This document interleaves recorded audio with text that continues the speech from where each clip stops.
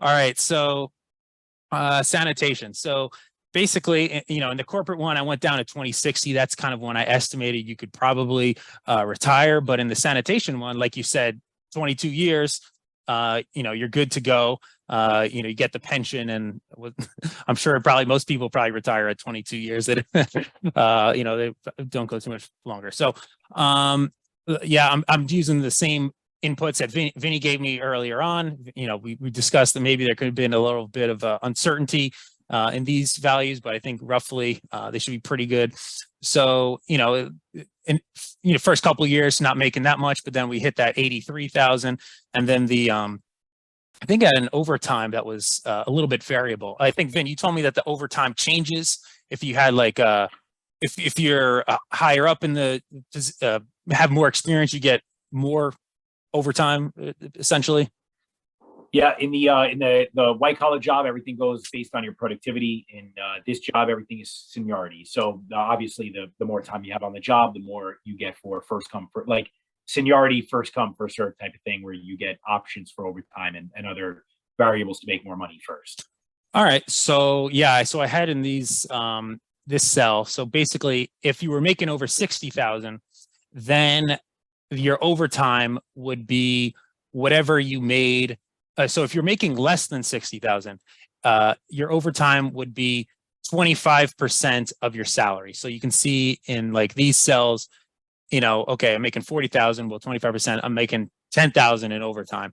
But if you're making over 60,000, so you have a little bit more seniority, now your overtime is half of your salary. So you can see now you're making a little over 80,000. Your overtime is a little bit over 40,000. So it's proportional to what your salary is. So if you have a higher salary, you make more overtime. Like we mentioned, the corporate job, we had that side hustle variable, which is basically only, based off of how much you're making or, your employment status.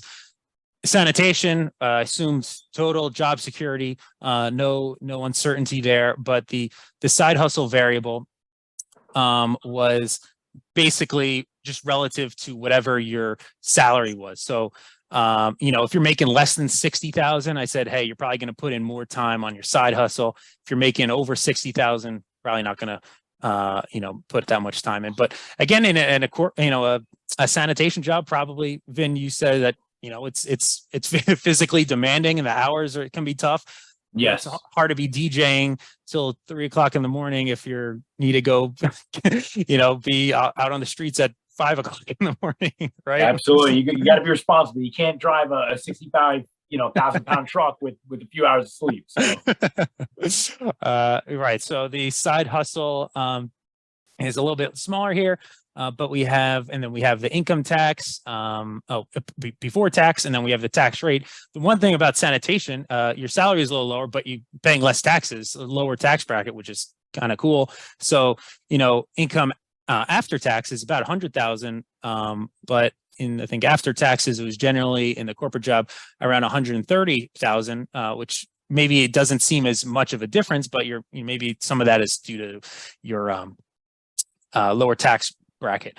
So the thing that was cool, so the retirement, I said, your salary was less, so you had, I was assuming that you probably weren't putting as much into. You have a retirement fund for the sanitation. Yeah, so we have in addition to a pension, right? Yeah, so in addition to your pension, you have your 401k and your 457. So right, so I said, hey, retirement, let's say it's 5%. I just assumed that would be a little less because you didn't. I don't know if you have the same corporate, matching, or if no. Okay, right. You're correct. So you don't have the matching, and you don't have the and you're just making less, so you don't have as can put as much away. So then your savings again is just your retirement, relative to your income, and then so the nice thing about sanitation was lower health expenses, right? So Vin mentioned that, basically everything is covered, right? Was that correct for sanitation? Yeah, everything is covered.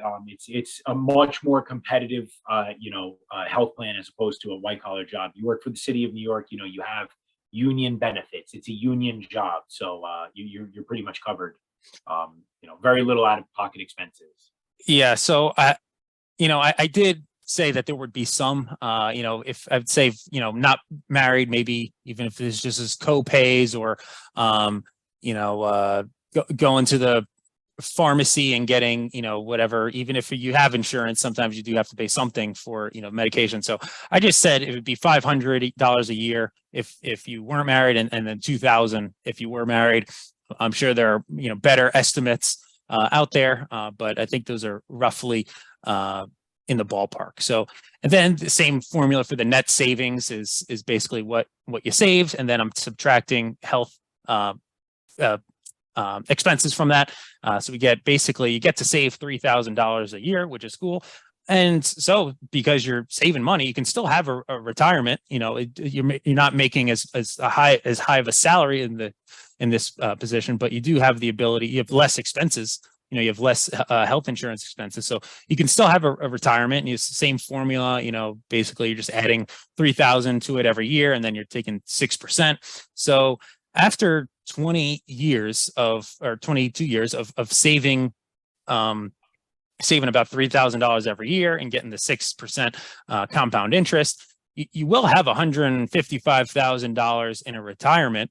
Obviously that's a lot less than working 40 years in a corporate job where you'd have almost $1 million, but you don't have to work 40 years. You can work 20 years.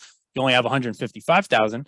But the obviously what we've discussed previously, significant is that you have the pension that kicks in after 22 years, which is awesome. So basically, if you did retire after 22 or 23 years, you get that pension of $75,000 a year. Me and Vin have discussed this a lot. I think it looks like there is a tax on a pension, but probably not from the state, but federally. Maybe if anybody has any more information on that, you can, like I said, all models are wrong. You can download this, change some values, and tailor things based on the information that anybody else knows. But it looks like you would have $75,000 a year, and then basically you're taking 20% of that off due to taxes. You have your Social Security. So now we can estimate an annual income, which is just going to be your pension after taxes plus your Social Security.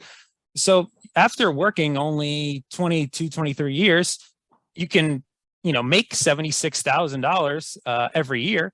And that's roughly a comfortable lifestyle for a lot of people. Maybe being married, it's a little bit more difficult, but I think for some people, would be able to manage off of that. And then, but also if you still have that retirement, and that is going to accumulate, over time, where you're just going to be making again 6% every year. And then and we get to the year 2075, maybe towards, what would you be in 2075? Then 80 Hopefully still alive. The alive variable. I didn't have an alive.